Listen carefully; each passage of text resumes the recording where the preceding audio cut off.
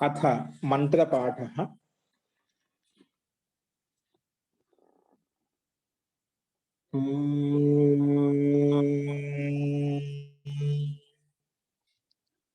सहना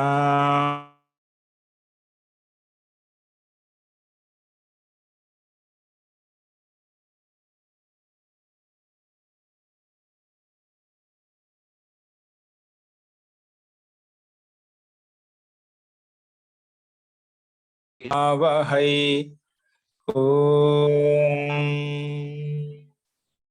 शांति शांति शांति।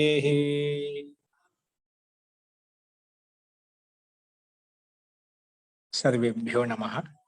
अंदरिकी नमस्कारम अंडी। నిన్న చెప్పిన పాఠంలో ఎవరికైనా సందేహాలు ఉన్నాయండి?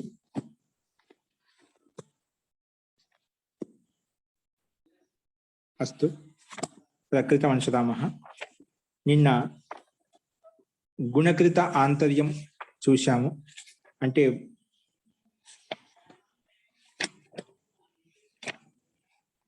నిన్న భాగః యాగః ఇక్కడ గుణకృత ఆంతర్య ప్రకారంగా మనం అల్పప్రాణము ఇది కూడా ఘోషవర్ణము ఘోషము అట్లా సమానంగా గుణము సదృశంగా ఉంది కాబట్టి గుణకృత ఆంతర్య ప్రకారంగా ఇక్కడ మనం జకార స్థానంలో భాగః త్యాగః యాగః ఇవన్నిట్లో భజధాతు యజధాతు త్యజధాతులు ఉండే జకార స్థానంలో కవర్గం చేశాం. కవర్గం అంటే గుణకృత ఆంతర్య ప్రకారంగా దాని స్థానంలో చకారం వచ్చింది. అందుకే భాగః త్యాగః యాగః అని మనకు రూపాలు సిద్ధించాయి. ఇది గుణకృత ఆంతర్య ప్రకారంగా సమానత చూసాము, సాదృశ్యత చూసాము. ఇప్పుడు అదే క్రమంలో ప్రమాణకృత ఆంతర్యం, ఎందుకంటే స్థానేంతరతమః అనేది స్థానే ప్రాప్యమానం అంతరతమః ఆదేశః భవతి అని చెప్పింది. స్థానంలో అత్యంత సదృశంగా అత్యంత సమానంగా ఉండేటువంటి వర్ణాలు ఏవైతే ఉన్నాయో వాటిని తెచ్చుకో అని చెప్తున్నమాట. అది సదృశంగా ఏదైతే అత్యంత సదృశంగా ఉందో ఆ వర్ణం వస్తుందని చెప్పింది. కానీ ఈ సదృశత ఎన్ని రకాలు అనేది మనము చూసామన్నమాట. ఒకటి స్థానకృత ఆంతర్యము, రెండవది అర్థకృత ఆంతర్యము, మూడవది గుణకృత ఆంతర్యము, అదే నాలుగవది ప్రమాణకృత ఆంతర్యం. ఈ రకంగా 4 రకాల ఆంతర్యం, 4 రకాల సాదృశ్యం చూస్తాము. అందులో నాలుగోది ఇప్పుడు చెప్పుకుంటున్నాము, రాసుకోండి. ఈ ప్రమాణకృత ఆంతర్యం ఏ రకంగా అనేది ఏ రకంగా చూసుకోవాలి ఇప్పుడు అముస్మై అనే రూపసిద్ధిలో మనకు స్పష్టమవుతుంది. పెట్టుకోండి, అముస్మై అని హెడ్డింగ్ పెట్టుకోండి. ఇక్కడ స్క్రీన్ మీద కనిపిస్తుంది, చూసి రాసుకోండి తప్పు లేకుండా. అముస్మై అముస్మై అముస్మై ఇది మన లక్ష్యం అండి. రూపం ఏంటి? అముస్మై అనే రూపం ఎలా తయారైంది అది చూడాలి మనం.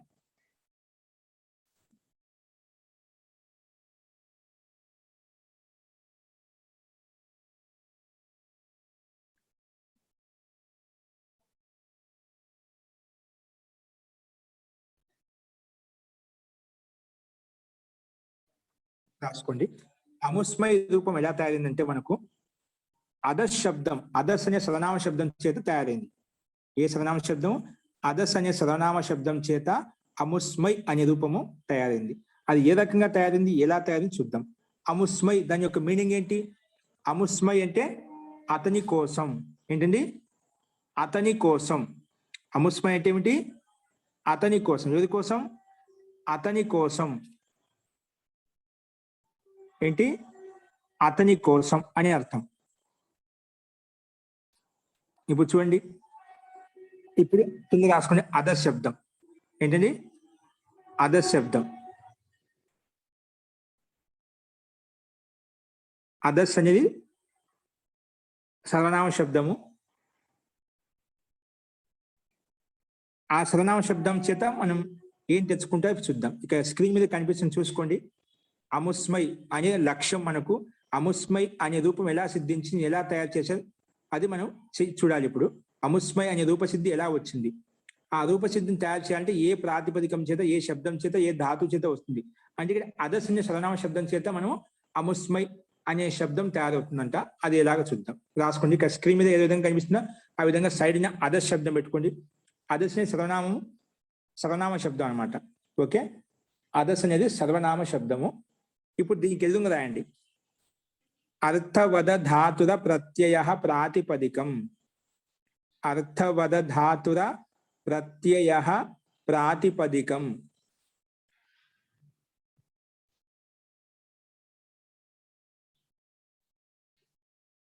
అర్థవద ధాతుర ప్రత్యయ ప్రాతిపదికం రాసుకోండి. అనేన సూత్రేణ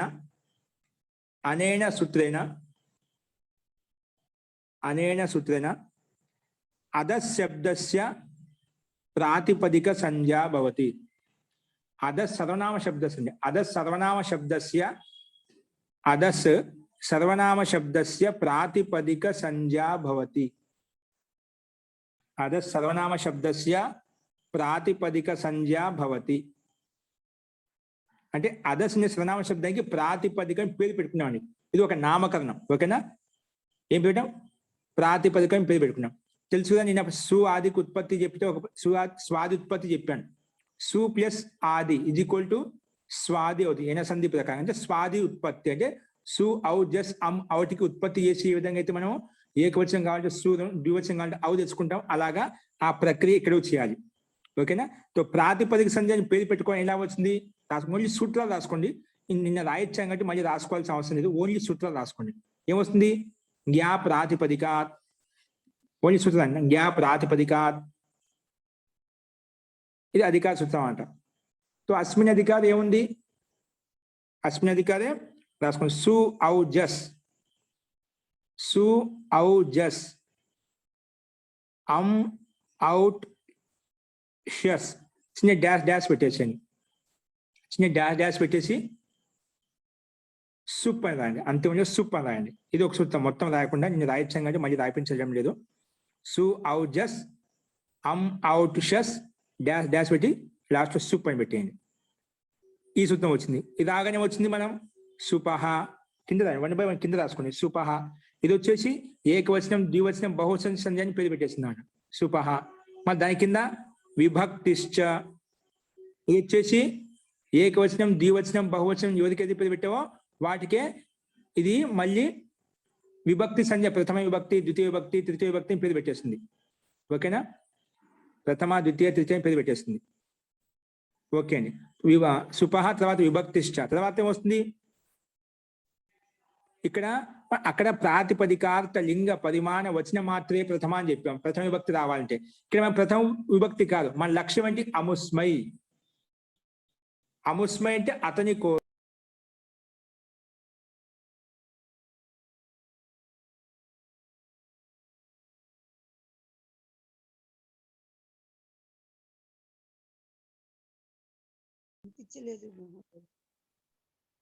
మన లక్ష్యం ఏంటి? అముస్మై. అముస్మై అంటే ఇది చతుర్థి విభక్తి ఏకవచనం స్పష్టంగా అనిపిస్తుంది. చతుర్థి విభక్తి ఏకవచనంలో స్పష్టంగా ఉంది. అతని కోసం. ఏంటి? అతని కోసం అయింది. అంటే అతని కోసం చతుర్థి విభక్తిలో ఉంది కాబట్టి చతుర్థి విభక్తిలో ప్రతిని తెచ్చుకోవాలి. చతుర్థి విభక్తిలో ప్రతిని తెచ్చుకుని ఎవరు చెప్తారు మనకు? ఏంటి? కర్మణ యమభిప్రయతి సా సంప్రదానం అనే సూత్రం వచ్చేసి సంప్రదాన సంధ్య పేరు పెడుతుంది. కానీ ఆ సంప్రదానం ఏ భక్తి రావాలి అనేది సంప్రదానే చతుర్థి ఈ సూత్రం ప్రకారం వస్తుంది. ఏమొస్తుంది? రాయండి. కర్మణ యమభిప్రయతి స సంప్రదానం. సుపహ విభక్తిశ్చ తర్వాత ఈ సూత్రం రాయండి. కర్మణ యమభిప్రయతి స సంప్రదానం. కర్మణ యమభిప్రయతి కర్మణ యమభిప్రయతి స సంప్రదానం. కర్మణ యమభిప్రయతి స సంప్రదానం రాసుకోండి. అనేన సూత్రేణ సంప్రదాన సంజ్ఞా భవతి. అనేన సూత్రేణ సంప్రదాన సంజ్ఞా భవతి. అనేన సూత్రేణ కిం భవతి? సంప్రదాన సంజ్ఞా భవతి. సంప్రదానం అని పేరు వస్తుంది అన్నమాట. ఓకే, తో సంప్రదానం పేరు పెట్టిన తర్వాత ఆ సంప్రదానం ఏ విభక్తి రావాలి అంటే కింద రాసుకోండి. చతుర్థి సంప్రదానే ఇందండి చతుర్థి సంప్రదానే అది సంప్రదాయం పేరు పెట్టింది. సంప్రదాయం పేరు పెట్టిన తర్వాత ఆ సంప్రదాయం ఏ భక్తి రావాలి అంటే ఇది చెప్పింది. చతుర్థి సంప్రదానే చతుర్థి సంప్రదానే అనేన సూత్రేణ అనేన సూత్రేణ అనేన సూత్రేణ అనేన సూత్రేణ संप्रदाने चतुर्थी विभक्ति भवति. संप्रदाने संप्रदाने चतुर्थी विभक्ति भवति. अनेन सूत्रेण संप्रदाने चतुर्थी विभक्ति भवति.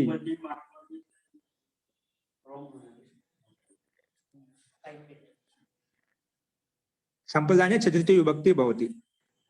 राइट. अनेन सूत्रेण संप्रदाने किं भवति चतुर्थी विभक्ति भवति. तो ఈ సూత్రం చెప్పిన ఈ సూత్రం ప్రకారంగా మనం సంప్రదాయంలో చతుర్థి విభక్తి తెచ్చుకుంటాం. ఓకేనా? तो చతుర్థి విభక్తి భవతి అని చెప్పారు. చతుర్థి విభక్తి అనగానే చతుర్థి విభక్తిలో ఉండే ప్రత్యయాలు మొత్తం వచ్చేసి ఏవి గే భ్యాం భ్యస్ ఈ మూడు ప్రత్యయాలు వచ్చాయి చతుర్థి విభక్తిలో. మనం నేను చెప్పాను సు ఔ జస్ అం ఔట్ షస్ టా భ్యాం భిస్ చతుర్థి విభక్తిలో గే భ్యాం భ్యస్. నీకు సైడ్ రాసుకోని చెప్పాను పక్కన. చతుర్థి విభక్తి ఏ ప్రత్యయాలు ఉన్నాయి? ఏకవచనంలో గే, ద్వివచనంలో భ్యాం, బహువచనంలో భిస్ భ్యస్ ఈ మూడు ప్రత్యయాలు ఉన్నాయి. చతుర్థి విభక్తి అనగానే ఈ చతుర్థి విభక్తి మాత్రం నిలబడిపోయింది. మిగిలిన 18 ప్రత్యయాలు ప్రథమ, ద్వితీయ, తృతీయ, తర్వాత పంచమి, షష్ఠి, సప్తమి ఇన్ని వెళ్ళిపోయాయి. చతుర్థి అనగా చతుర్థి విభక్తి మాత్రం నిలబడింది. కానీ చతుర్థి విభక్తులు కూడా మళ్ళీ 3 ఉన్నాయి. అందులో ఏం తెచ్చుకోవాలి? దానికి సమాధానం కోసం రాసుకోండి. నేను చెప్పాను ద్వేకయోర్ ద్విర్వచనైక వచనే.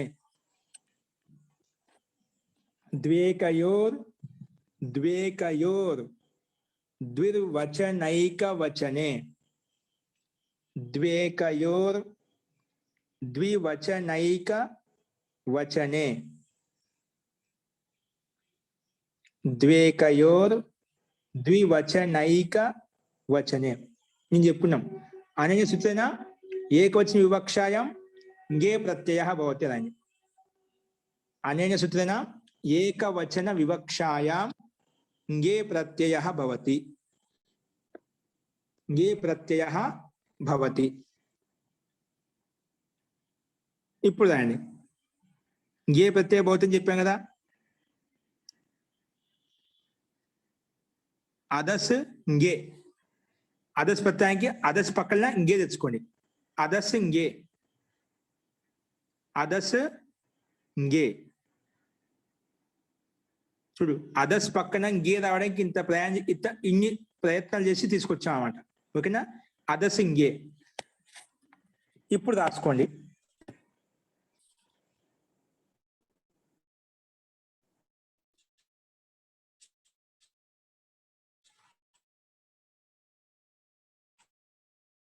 అదస్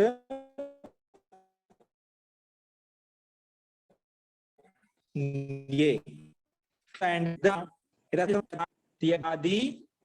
ఇక్కడ ఇవ్వలేండి. ఇవన్నీ మనకు ముందు చెప్పినాం కానీ పూర్వపత్రం పెట్టేశాడు కాబట్టి మీకు అన్ని రాయిస్తున్నాను. ఇక్కడ చూడండి పరిశీలన ఏముంది మనకు స్క్రీన్ మీద కనిపిస్తా.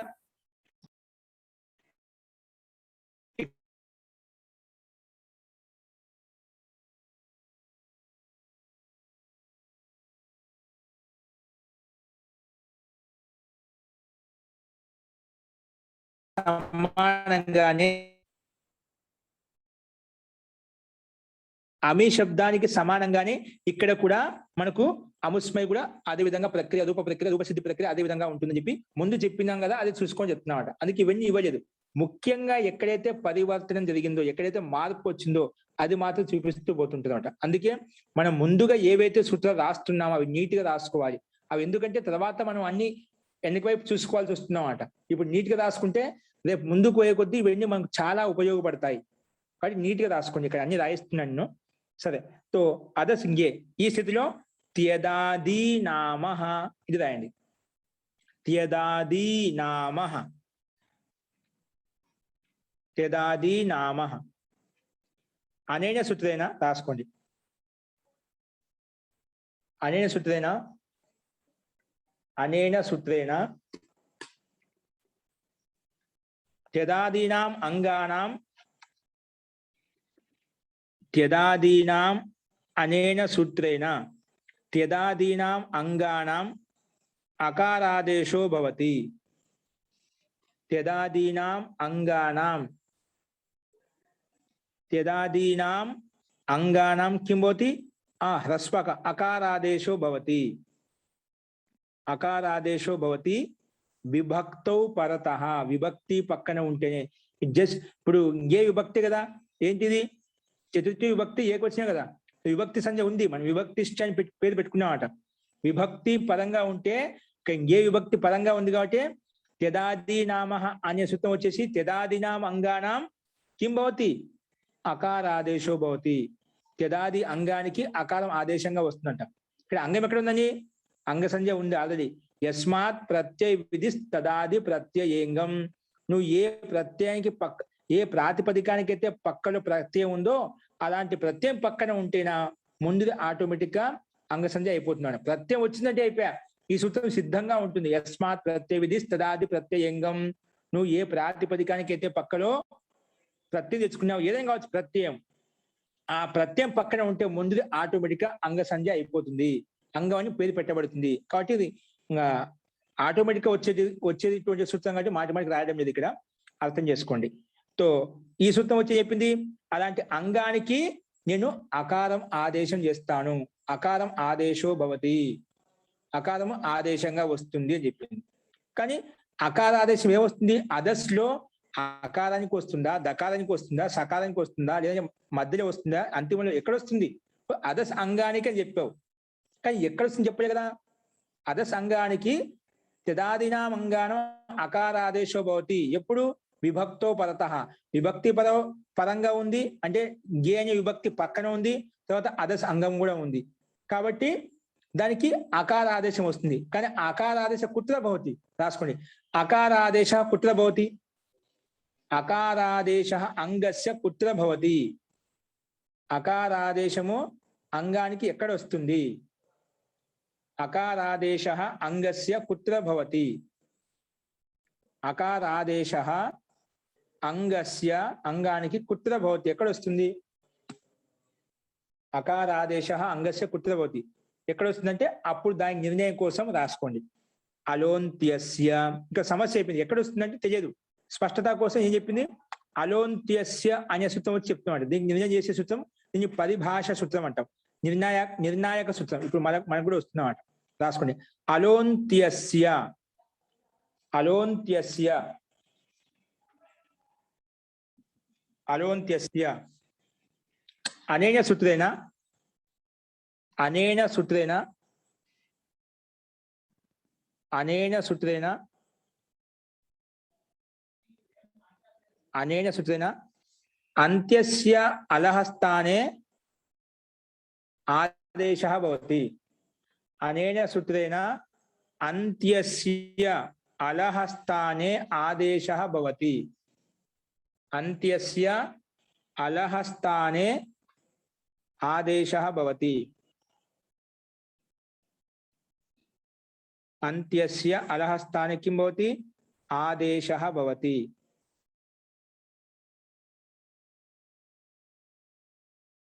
అంత్యస్య అలహస్థానే ఆదేశः భవతి.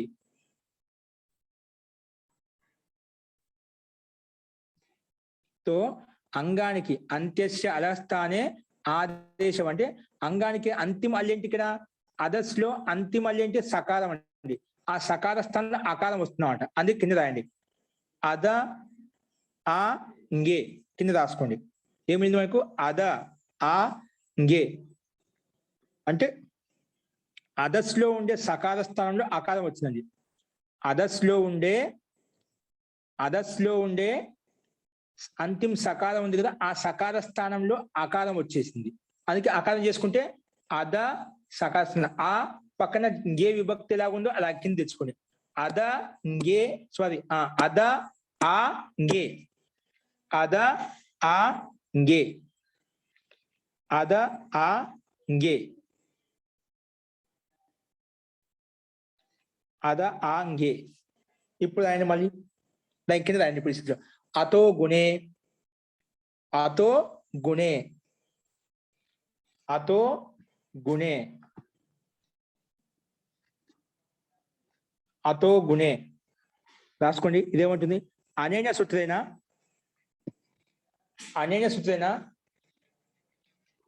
పూర్వ పరయో అతో గుణి యొక్క తాత్పర్యం ఉంది. ఇదేమంటుందంటే అద ఆ ఇంగే ఈ స్థితిలో ఈ సూత్రం వచ్చి ఏం చేస్తుంది? అతో గుణే అనే సూత్రం వచ్చి రాసుకున్నా. అనేన సూత్రేణ పూర్వ పరయో స్థానే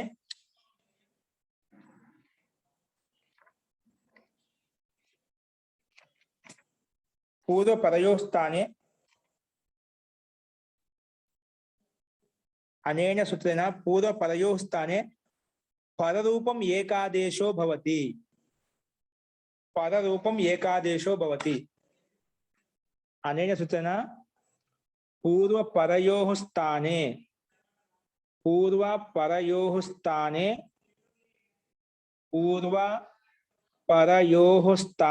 పరరూపం ఏకాదేశో భవతి. పూర్వ పరయోః స్థానే పరరూపం ఏకాదేశో భవతి. ఓకేనా?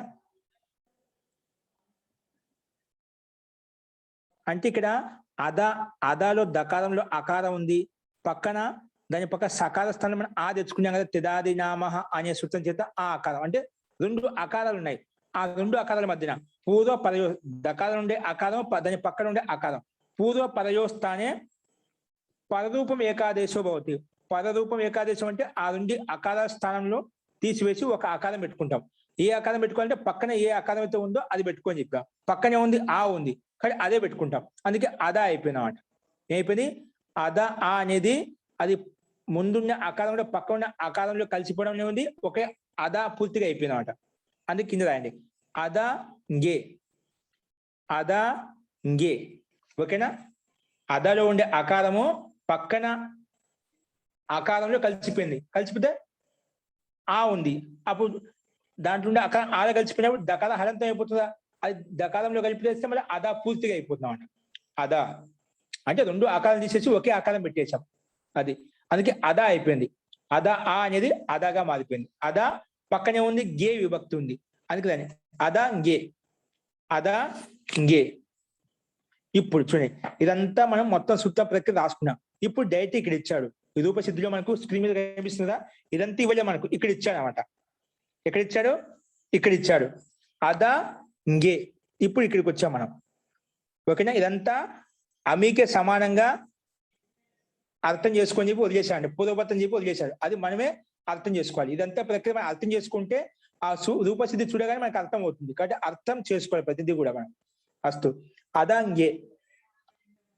దీనికి ఎదుగు రాండి సర్వనామ్నః స్మై.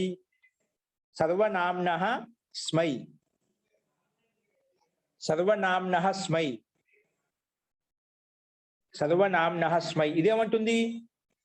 సర్వనామ్నః స్మై రాసుకోండి. 7:1 చూద్దాం.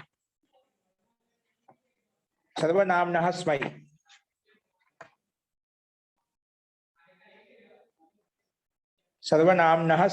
రాసుకోండి. అనేన సూత్రేణ అకారాంతాత్ సర్వనామ్నః ఉత్తరస్య అకారాంతాత్ సర్వనామ్నః ఉత్తరస్య అకారాంతాత్ సర్వనామ్నః ఉత్తరస్య ఇంగే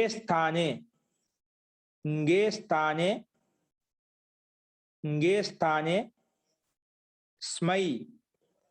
స్మై ఇతి అయం ఆదేశో భవతి. ఇంగే స్థానే స్మై ఇతి అయం ఆదేశో భవతి అని చెప్పిందండి. ఏమంటుంది? సర్వనామ్నః ఉత్తరస్య. సర్వనామ్నః ఎటువంటి సర్వనామ్నం? అకారాంతాత్. అకారం అదా ఇంగే కదా. అదా అనేది ఏంటి? అదలో దకారంలో అకారం ఉంది, అందుకే అకారాంతం. అకారాంతాత్ సర్వనామన ఏం ఉండాలట, అది సర్వనామం కూడా అయి ఉండాలట. మన సర్వనామం పేరు పెట్టుకున్నామా, ఇక్కడ సర్వనామం లేదు. అకారాంత సర్వనామన ఉత్తరస్య అంటే అటువంటి అకారాంతం ఏ దానికైతే సర్వనామం పేరు పెట్టామో అలాంటి సర్వనామం పేరు పెట్టినటువంటి అకారాంతానికి పక్కలో ఇంగే ఉంటే గిన ఆ ఇంగే స్థానంలో ఏం చేస్తాను స్మై ఆదేశో భవతి. సర్వనామ్న స్మై అంటే సర్వనామానికి పక్కలో ఉండే సర్వనామ శబ్దానికి పక్కలో ఉన్నటువంటి ఇంగే విభక్తి ఏదైతే ఉందో ఆ ఇంగే స్థానంలో స్మై ఆదేశం చేస్తాను. ఇంగే స్థానం చేస్తాను స్మై ఆదేశం చేస్తాను. ఓకేనా? तो అందుకే అకారాంత సర్వనామ్న ఉత్తరస్య ఇంగే స్థానే స్మై ఇది అయం ఆదేశో భవతి అని చెప్పిందన్నమాట. కానీ ఇక్కడ సర్వనామ సంజ్ఞ లేదు కదా, ఎలా అంటే దానికి సూత్రము రాసుకోండి. సర్వాదీని సర్వనామాని కింద రాయండి. సర్వాదీని సర్వనామాని ఈ సూత్రం ప్రకారంగా అదస్కి సర్వనామ సంజ్ఞ అండి, రాసుకోండి. సర్వాదీని సర్వనామాని, సర్వాదీని సర్వనామాని అనేన సూత్రేణ, అనేన సూత్రేణ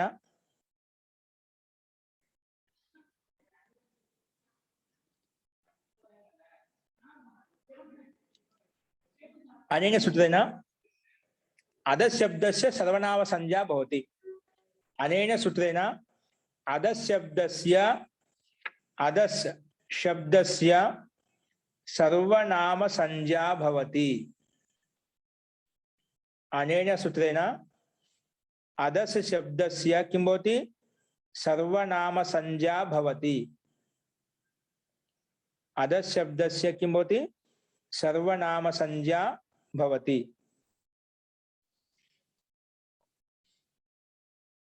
अधस् शब्दस्य सर्वनाम संज्ञा भवति. అందుకే ఈ సూత్రం సర్వనామ సంజ్ఞ పేరు పెట్టింది కాబట్టి సర్వనామ్నః స్మై అనే సూత్రం వచ్చేసి ఇంగే స్థానంలో స్మై ఆదేశం చేసినామంట. ఇంగే స్థానంలో స్మై ఆదేశం చేసింది.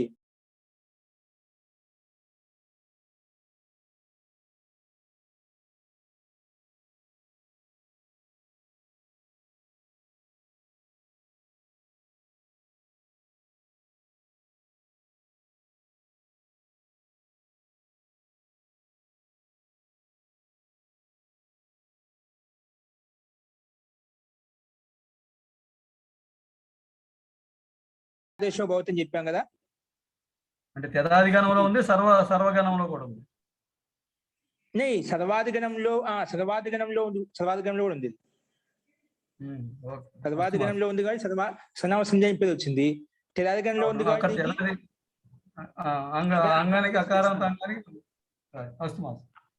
అక్కడ అకారాదేశం చేసుకున్నాం, ఇక్కడ సర్వనామ సంజ్ఞ పేరు పెట్టుకున్నాం. రెండింటి యొక్క ప్రయోజనాలు భిన్న భిన్నంగా ఉన్నాయి కాబట్టి తెదాది అంగం తెదాది గణంలో ఉంది కాబట్టి అక్కడ అకారాదేశము, ఇక్కడ సర్వాదిని సర్వనామాని ప్రకారంగా సర్వాది గణంలో ఉంది కాబట్టి దీనికి సర్వనామ సంజ్ఞ కూడా పేరు వచ్చిందన్నమాట. ఓకే, సో సర్వనామ సంజ్ఞ పేరు పెట్టుకున్నాం కాబట్టి సర్వనామన స్మై, ఆ సర్వనామ అదంత సర్వనామానికి పక్కలో ఇంకే ఉంటే దానికి నేను స్మై ఆదేశం చేస్తాను అని చెప్పింది.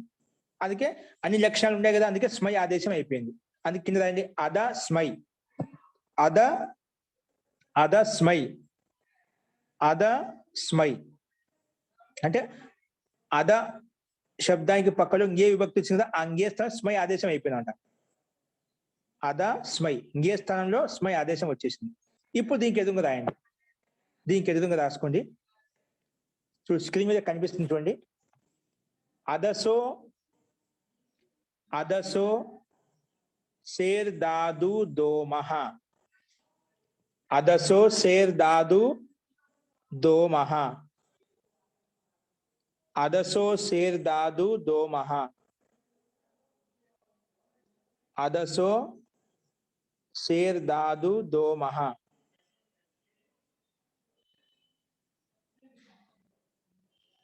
అదసో షేర్ దాదు దోమహ, దోమహ.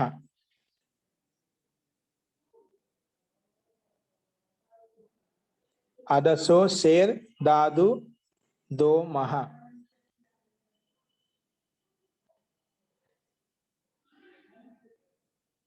ఓకే అండి, ఇది ఏమంటుందో ఒకసారి ఓపెన్ చేయండి. 8, 2, 80, 8, 2, 80.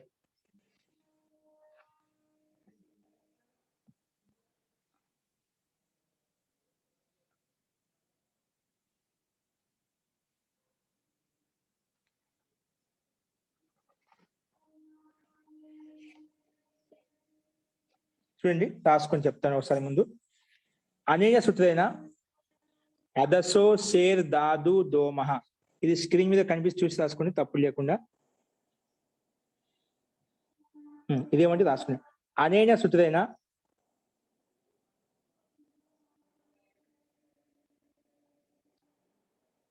అసకారాంతస్య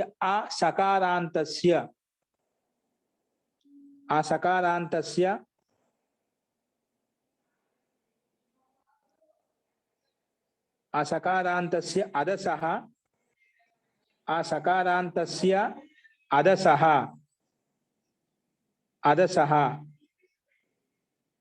దాద్ ఉత్తరస్య, దాద్ అంటే దకారానికి ఉత్తరం, దాద్ ఉత్తరస్య అంటే దకారానికి పక్క, దాని దాద్ అంటున్నాం. దకారానికి పక్కన అదలు దా ఉంది కదా, అందుకే దాత్ అంటాం. దాద్ ఉత్తరస్య వర్ణస్య ఉవర్ణాదేశో భవతి. దాద్ ఉత్తరస్య వర్ణస్య ఉవర్ణాదేశో భవతి. దాద్ ఉత్తరస్య వర్ణస్య ఉవర్ణాదేశో భవతి. దాద్ ఉత్తరస్య వర్ణస్య ఉవర్ణాదేశో భవతి. అంటే దకారానికి పక్కలో ఉన్నటువంటి వర్ణం ఏదైతే ఉందో దానికి ఉవర్ణ ఆదేశం చేసుకోవాలంట. అది కండిషన్స్. ఈ సూత్రం ఎలా వినియోగించు, దీని యొక్క కండిషన్స్ ఏమిటి? మొట్టమొదటి అసకారాంతాత్. ఓకేనా? అంటే అసకారాంతం అంటే అదస్ శబ్దం అండి. అసకారాంతాత్ అదసహ అంటే అలాంటి అదస్ శబ్దము దాంట్లో సకారం ఉండకూడదు. ఇప్పుడు సకారం ఉండే మనకు అదస్కే సకారానికి త్యదాది నామ ప్రకారంగా ఆకారం చేసుకున్నానికి మళ్ళీ పరరూప ఏకారం చేసుకుని అద మిగిలిపోయింది, అంటే సకారం వెళ్ళిపోయింది. అందుకే ఆ సకారాంతాత్ అదసహ, అది అదస్ శబ్దమే ఉండాలి, కానీ ఆ అదస్లో సకారం ఉండకూడదు. ఉంది కదా ఇక్కడ అదస్ శబ్దమే, కానీ అసకారాంత సకారం లేదు, ఇప్పుడు తీసేసాం. అసకారాంతద్ అదసహ ఏం చెప్పారు? దాద్ ఉత్తరస్య. అలాంటి అసకారాంతమైనటువంటి అద శబ్దంలో దాద్ ఉత్తరస్య అంటే దకారానికి ఉత్తరంగా, అంటే దకారానికి పక్కలో, దాద్ ఉత్తరస్య వర్ణస్య దకారానికి పక్కలో ఏ వర్ణం అయితే ఉందో ఆ వర్ణానికి, దాదు ఉత్తరస్య వర్ణస్య అంటే దకారానికి ఉత్తరంగా ఉండేటువంటి వర్ణం ఏదైతే ఉందో దానికి ఉవర్ణ ఆదేశో భవతి, ఉకారం ఆదేశంగా వస్తుంది. ఏమొస్తుందట? దకారానికి పక్కన ఏమన్నా ఉందండి, అందులో దకారానికి పక్కనే ఉంది స్మై ఉంది కదా, స్మైనా దకారం ఉంటే అకారం తీసుకో వెంటనే.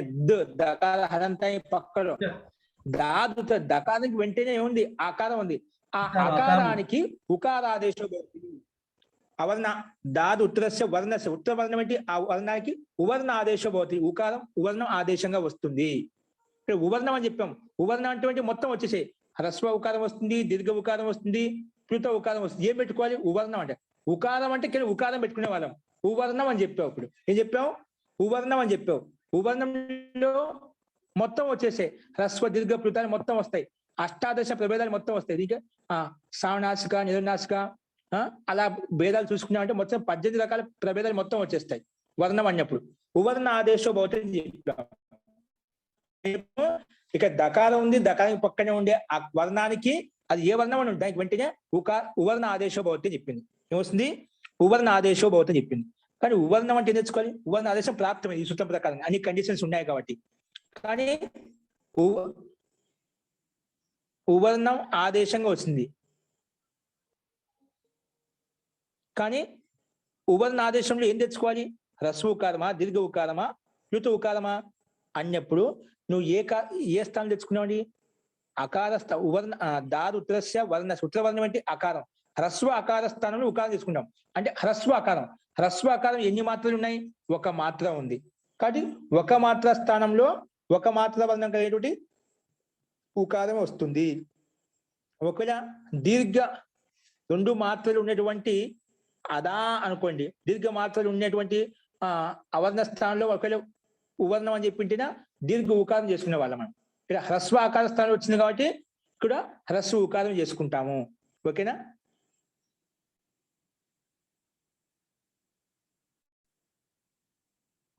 సో ఇక్కడ మనకి ఏమొచ్చింది, హ్రస్వ ఉకారం వచ్చింది అన్నమాట. ఉవర్ణ ఆదేశం అయిపోయింది.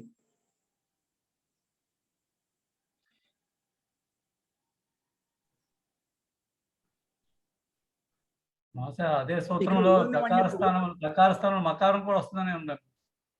ఏంటి దకాసిన మకారం వస్తుందా?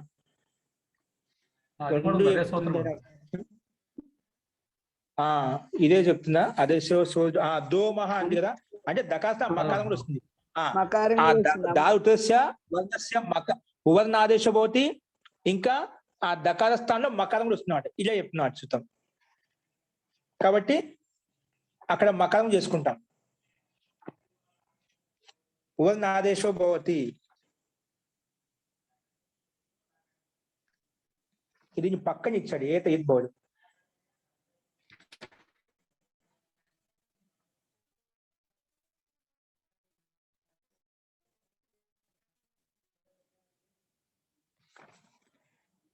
ఇక్కడ సూత్రంలో అది సమాధానం ఇవ్వలేదు. ఓకే, దాన్ని తప్పు. దకారానికి ఉత్తరంగా ఉన్నటువంటి వర్ణం అవుతుందండి, అవర్ణ ఉవర్ణ ఆదేశం అవుతుంది. ఇంకా తథా దోమహ అంటే దకార స్థానంలో మకారం కూడా ఆదేశం అవుతుంది. 2 పనులు ఉంటాయన్నమాట ఈ సూత్రం ప్రకారంగా. ఆ దకారం పక్కన ఉండే అకారానికి ఏమో ఉకారము, ఆ ముందున్న దకారానికి కూడా మకారం ముందు ఒకేసారి. అందుకే అము అయిపోయింది అన్నమాట. అయిపోయింది, అము అయిపోయింది. కానీ అందులో ఉవర్ణ ఆదేశం అని చెప్పారు కదా, ముందు ఉవర్ణ ఆదేశం ఏది హ్రస్వం తెచ్చుకోవాలి, దీర్ఘ తెచ్చుకోవాలి, ప్లుతం తెచ్చుకోవాలంటే దానికి సమానం, దానికి సాదృశ్యత ఎలా వస్తుందంటే ఇది స్థానేంతరతమః వచ్చి చెప్తున్నమాట. ఇప్పుడు అకార స్థానంలో అత్యంత సదృశంగా ఉండే వర్ణం ఏంటి?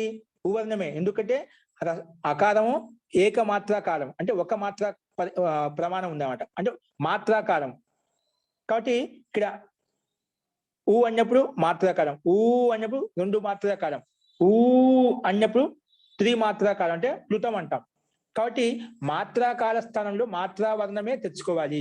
ఆ రకంగా స్థానీకృతం వచ్చేసి ఇక్కడ ప్రమాణకృత ఆంతర్య ప్రకారం మాత్రాకాల ప్రమాణంగా ఇక్కడ ఉకారమే వచ్చింది. ఏంటి ఒక సందేహం రావచ్చు మనకు, ఉకారం ఎందుకంటే ఊకారం తెచ్చుకుంటా అని చెప్పొచ్చు ఎవరన్నా. లేదండి, నువ్వు హ్రస్వ అకార స్థానంలో అది మాత్రాకాలం కాబట్టి ఆ మాత్రాకాల వర్ణ స్థానంలో మాత్రాకాలం వర్ణమైనటువంటి ఉకారం తెచ్చుకో, ఉవర్ణం అంటే ఊ తెచ్చుకో అని చెప్పిందన్నమాట. ఇది స్థానియంత్రితం వచ్చేసి ప్రమాణకృత ఆంతర్య ప్రకారంగా హ్రస్వ మాత్రాకాల స్థానంలో హ్రస్వ మాత్రాకాలను ఇచ్చేటువంటి ఉకారమే వస్తుంది. దీర్ఘ ఉకారం కానీ ప్లుత ఉకారం కానీ రాదు. ఓకేనా అని అర్థం చేసుకోవాలి. ఇది ఎవరు చెప్పేది మనకు స్థానియంత్రితం వచ్చి చెప్పిందామండి. ఓకేనా? అస్తు. తో ఇక్కడ అనుదిత్ సవర్ణస్య చా ప్రత్యయ అని సూత్రం ఇచ్చాను. ఇది ఉవర్ణం అంటే ఏమిటండి అని ప్రశ్న అడిగినప్పుడు ఉవర్ణం అంటే ఏమిటంటే దాన్ని సవర్ణాలకు గ్రహణం అవుతాయని చెప్పి చెప్తున్నాను. ఉవర్ణ ఆదేశం అవుతుందని చెప్పాను కదా. ఉవర్ణ ఆదేశం అవుతున్నప్పుడు ఉవర్ణం అంటే హ్రస్వ ఉకారం, దీర్ఘ ఉకారం, ప్లుత ఉకారం అట్లా అన్ని గ్రహణం అవుతాయి. ఎవరు చెప్పారు? అనుదిత్ సవర్ణస్య చా ప్రత్యయ ఆ సూత్రం చెప్తుంది. అంటే ఈ వీటికి సవర్ణ వర్ణాలు ఏవైతే ఉన్నాయో వాటిని గ్రహణం అవుతుంది. ఈ సూత్రం ప్రకారం అవుతుంది సవర్ణస్య గ్రాహకో భవతి. అంటే ఉవర్ణం అన్నప్పుడు ఉవర్ణానికి సంబంధించినటువంటి సవర్ణాలు ఏవైతే ఉన్నాయో అవన్నీ కూడా గ్రహించబడతాయి అని స్పష్టత కోసం వచ్చి ఉవర్ణ ఆదేశ భవతన్నప్పుడు ఉకారం తెచ్చుకోవచ్చు.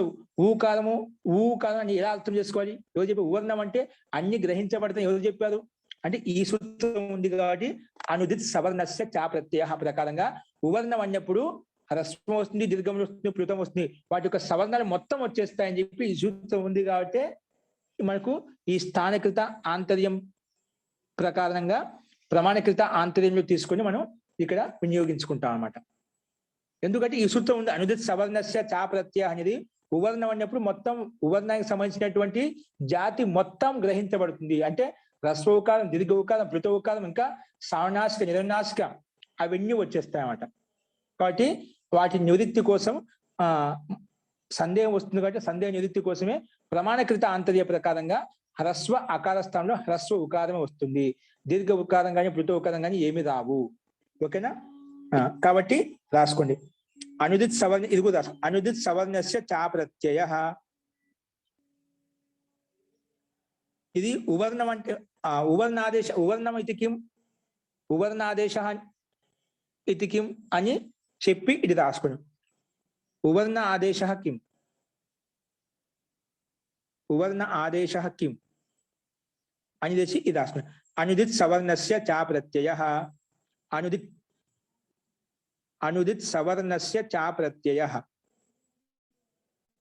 अनुदित सवर्णस्य चा प्रत्ययः अनेन सूत्रेण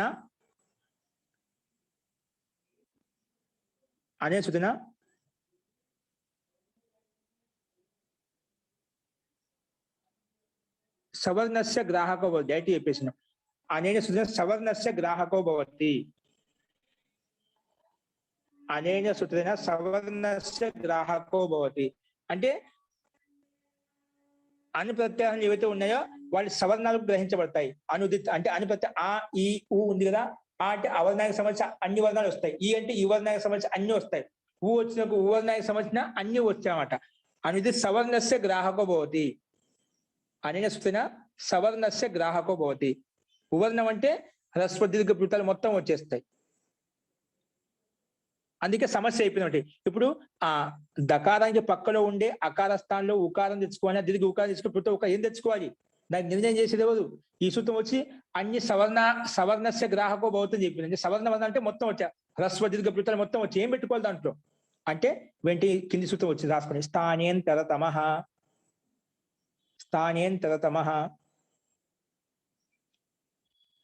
అనేన సూత్రేణ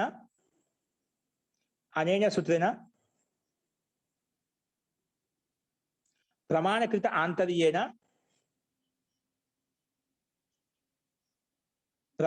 आंतर्येण एकमात्राकार उकारस्य स्थाने एकमात्राकार अकारस्य स्थाने प्रमाणकृत आंतर्येण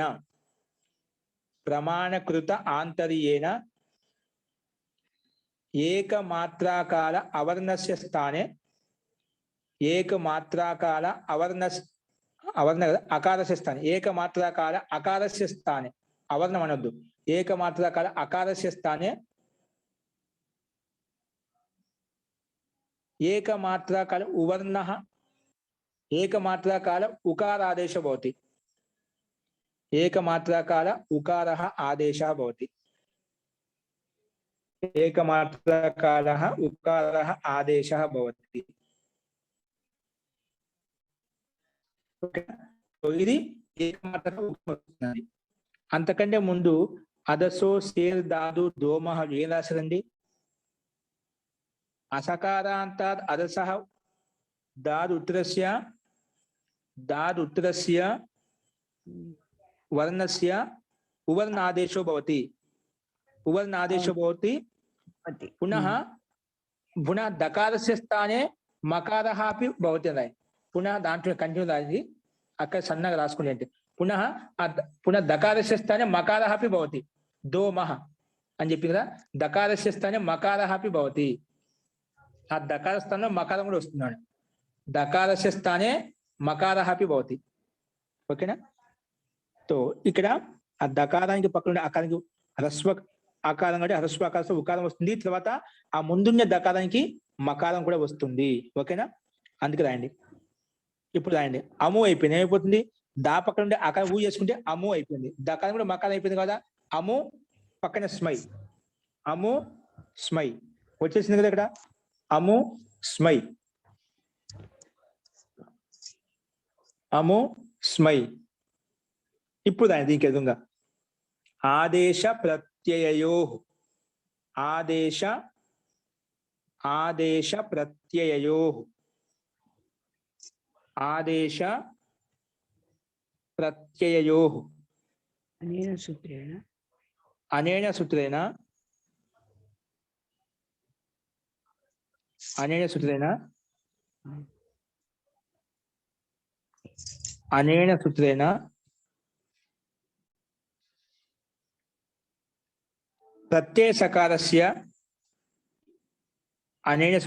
प्रत्यय सकारस्य मूर्धन्य शकारादेशो भवति अनेन सूत्रेण प्रत्यय सकारस्य చూసుకో సూత్రం తప్పు లేకుండా అముస్మై స్క్రీన్ మీద కనిపిస్తుంది అముస్మై అనే సూత్రేణ ప్రత్యయ సకారస్య మూర్ధన్య ఆదేశో భవతి మూర్ధన్య శకారः ఆదేశः భవతి मूर्धन्य शकारः आदेशः भवति। मूर्धन्य शकारः आदेशः भवति। अनेन सूत्रेण प्रत्यय शकारस्य प्रत्यय स्मैलो स्मय प्रत्यय सकारమే కదా ఆ స్మై స్థానం ఏమవుతుంది స్మైలో ఉండే సకార స్థానం మూర్ధన్య శకారం వస్తుందంట అందుకే అనే సూచన ప్రత్యయ సకారం కదా ప్రత్యయ సకారస్య మూర్ధన్య శకారః భవతి ప్రత్యయ సకారస్య స్థానే మూర్ధన్య శకారः భవతి మూర్ధన్య శకారः భవతి तो రాయండి ఇక్కడ అముస్మైలో అముస్మై కదా స్మైలో ఉండే సకారానికి మూర్ధన్య శకారం పెట్టండి అముష్మై అయిపోతుంది కింద రాయండి కింద చూసి రాసుకుని అముష్మై ఇక్కడ చూడండి అముష్మై కింద ఇచ్చాడు అముష్మై ఇతి రూపం భవతి అముష్మై రూపం భవతి అముష్మై ఇతి రూపం భవతి అర్థమైందండి ఈ రకంగా అముష్మై అనే రూపం సిద్ధిస్తుంది ఓకేనా ఇక్కడ మనకు స్థానాంతరతం ఎక్కడ వచ్చింది స్థానంలో ప్రమాణీకృత ఆంతర్యం ఎలా చూసాము అదసో సేర్ దాదు దోమహ అనే సూత్రం వచ్చేసి అదస్ లో ఉండే అకారాంతానికి పక్కలో అదస్ అసకారాంత అదస్ శబ్దం ఏదైతే ఉందో అలాంటి అసకారాంత అదస్ శబ్దానికి పక్కలో నేను ఉవర్ణం చేస్తాను అంటే దకారంలో ఉండే దారు ఉత్తరస్య అది అదస్ సంబంధి అకారమై ఉండాలి అటువంటి అకారానికి పక్కలో దాదు ఉత్తరస్య వర్ణస్య దకారానికి పక్కన ఉండే వర్ణానికి ఉవర్ణం ఆదేశం చేస్తాను ఇప్పుడు దానికి ఉవర్ణం అన్నప్పుడు ఉవర్ణం అనగానే అవి సవర్ణాలు మొత్తం గ్రహించబడతాయి ఇప్పుడు సవర్ణాలు మొత్తం గ్రహించబడతాయి ఎవరు చెప్పారు సవర్ణస్య చా ప్రత్యయ ఉవర్ణం అనగానే ఆ ఊకి సంబంధించిన జాతి ఏదైతే ఉందో మొత్తం గ్రహించబడతాయి కాబట్టి అక్కడ ఏం తెచ్చుకోవాలి రస్వం తెచ్చుకోవాలా దీర్ఘ తెచ్చుకోవాలా ప్లుతం తెచ్చుకోవాలా సందేహం నివృత్తి కోసమే మన ప్రకృత సూత్రం స్థానేంతరతమ అనే సూత్రం వచ్చేసి ప్రమాణకృత ఆంతర్య ప్రకారంగా హ్రస్వ అకార స్థానంలో నువ్వు ఆదేశం తెచ్చుకుంటున్నావు కాబట్టి ఉవర్ణ ఆదేశం అయింది కాబట్టి అది హ్రస్వ అకారం అనేది ఏకమాత్రాకారం కాబట్టి దాని స్థానంలో కూడా ఉవర్ణ ఆదేశం కూడా ఏకమాత్రాకార ఆదేశమే తెచ్చుకోవాలి అది ప్రమాణకృత ఆంతర్య ప్రకారంగా మనం హ్రస్వ స్థానంలో హ్రస్వ ఉకారం తెచ్చుకున్నాము లేకపోతే దీర్ఘం కానీ ప్లుతము ఆస్కారం ఉండేది ఈ సూత్రం లేకపోయినా ప్రమాణకృత ఆంతర్య ప్రకారంగా ఒక మాత్రాకార స్థానంలో ఒక మాత్రాకారమైనటువంటి ఉకారమే వస్తుంది ఓకేనా కాబట్టి అముస్మై అది మనము అకార స్థానం ఉకారం తీసుకున్న అము అయిపోయింది పక్కన ఆదేశ ప్రత్యయ ప్రకారంగా స్మై మూర్ధన్య శకారం తీసుకున్న అముష్మై అనే రూపం మనకు సిద్ధించింది అముస్మై ఇత రూపం భవతి ఓకేనా ఈ రకంగా మనము చూసుకోవాలన్నమాట నెక్స్ట్ చూడండి ఇప్పుడు దీంట్లో ఒక సందేహం స్పష్టమైందా ఒక సందేహం చెప్పండి ఈ రూప సిద్ధి ఎవరికన్నా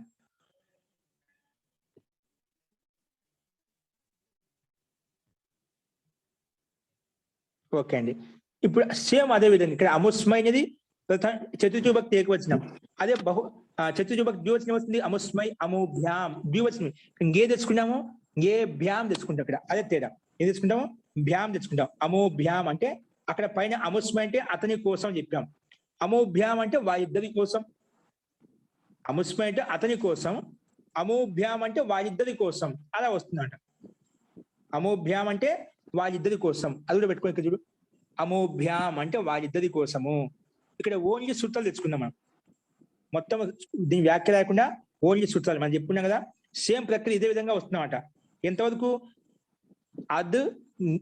గే తెచ్చుకున్నాం కదా అంతవరకు ప్రక్రియ సేమ్ ఇదే విధంగా ఉంటుందండి గే స్థలంలో భ్యాం తెచ్చుకున్నా అదే తేడా ఏంటి గే స్థలంలో భ్యాం తెచ్చుకుంటాం అక్కడేంటి అదస్ తర్వాత ఏమొచ్చింది అదస్ తర్వాత దాని పక్కన ఏమొచ్చింది ఇంగే తెచ్చుకున్నాం ఇంగే తెచ్చుకోకుండా ఏం పెట్టుకుంటారు మీరు భ్యాం తెచ్చుకోండి ద్వివచనంలో ఇక్కడ ఏం రాస్తాము ద్వేకయో ద్వివచన ఏకవచనం రాశాం కదా అక్కడ ఏకవచన వివక్షాయం ఏకవచనం గే ప్రత్యయ భవతి అని చెప్పాం ఇక్కడ ద్వివచన వివక్షాయం ద్వివచనం భ్యాం ప్రత్యయో భవతి అని రాస్తాం ద్వివచన వివక్షాయం భ్యాం ప్రత్యయో భవతి అని రాస్తాం అదే తేడా అందుకే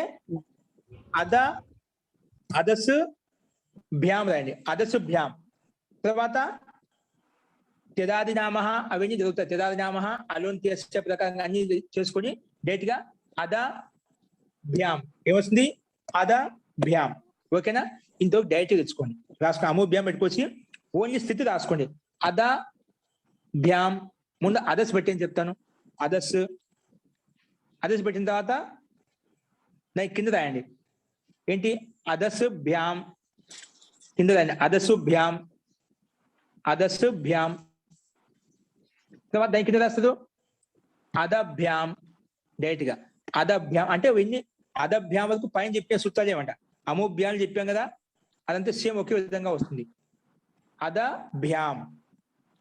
అదభ్యాం ఓకేనా ఇప్పుడు ఎక్కడ మారిందో అది చూద్దాం ఇక్కడ అదే సందర్భంలో అదసో సేర్ దాదు దోమహ వచ్చేస్తుంది ఇక్కడ సేమ్ అదే విధంగా అదసో సేర్ దాదు దోమహ వచ్చేస్తుంది అదభ్యాం కదా దకారానికి పక్కన ఉండే అకారానికి ఉకారం చేస్తుంది తర్వాత ఆ దకారం కూడా మకారం చేసేస్తుంది అందుకే అమోభ్యాం ఏమొస్తుంది అది దాని కింద అమోభ్యాం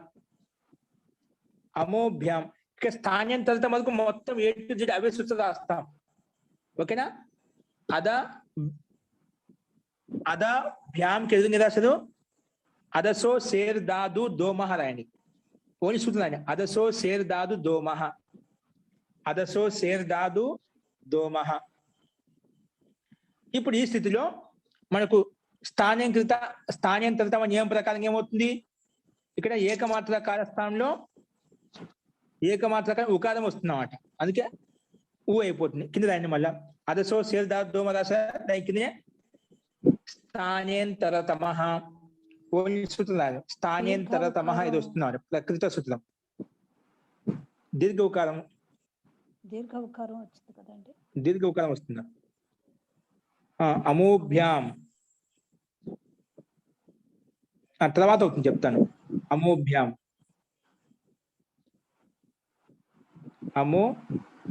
ఇక్కడ దానికంటే ముందే అంటే మనం ఒక పని చేస్తామండి సుపిచా సూత్రం వస్తుందన్నమాట ఒక నిమిషం అది రాసుకోండి అదభ్యాం వచ్చిందా మనకు అదభ్యాం దీనికి ఎదుగు రాయండి అదసో సేర్ దాదు దోమహ కంటే కూడా ముందు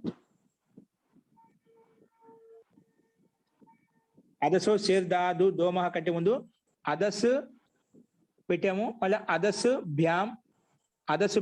అదభ్యాం అదభ్యాం ఇప్పుడు దీనికి ఎదుగు రాయండి సుపిచా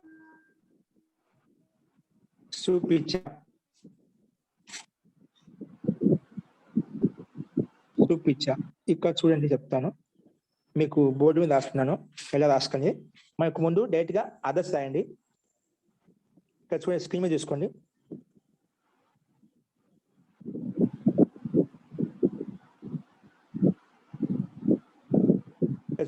ఎలా వస్తా ముందు అదర్స్ రాయండి అదర్స్ తర్వాత కింద అదస్ భ్యాం తర్వాత ఆ సకాలం వెళ్ళిపోతుంది అదభ్యాం వస్తుంది కింద అదభ్యాం తర్వాత ఇప్పుడు ఈ స్థితిలో అదభ్యాం స్థితిలో దీనికి ఎదురుగా బాణం గుర్తించి రాసుకోండి బాణం గుర్తించి అంటే అదంతా పైన పూర్వవత ప్రక్రియ మనం అమోభ్యాం ఎలా ఏ విధంగా రాసుకున్నా అదే విధంగా వచ్చేస్తుంది ఇప్పుడు ఈ స్థితి డైరెక్ట్ అదభ్యాం ఇక్కడ మనకు ఇంకే ఉండేది అదభ్యాం పెట్టాం ద్వివచనంలో అదభ్యాం ఇక్కడ దీనికి ఎదురుగా సుపిచా ఏ సూత్రం అండి దానికి ఎదురుగా బాణం గుర్తించేసి సుపిచా ఇక్కడ రాస్తున్నాడు సుపిచా ఏ సూత్రం అండి సుపిచా అదభ్యాం కి ఎదురుగా బాణం గుర్తించి రాసుకోండి సుపిచా ఇది ఏమంటుంది రాసుకోండి అనేన సూత్రేనా